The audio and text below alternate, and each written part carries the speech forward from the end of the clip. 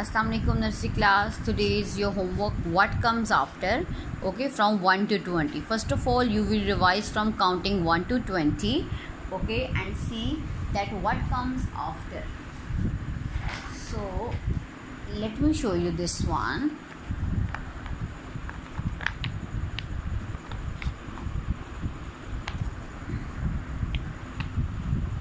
Okay, first of all, let's revise. 1 2 3 4 5 6 7 8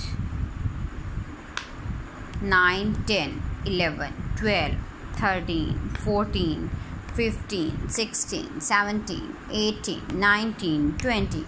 Now the question is, what comes after? Means what is this? 4. What comes after 4?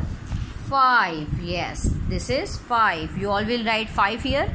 9. Now where is 9? Yes, this is 9. What comes after 9? 10. Okay, what comes after 3?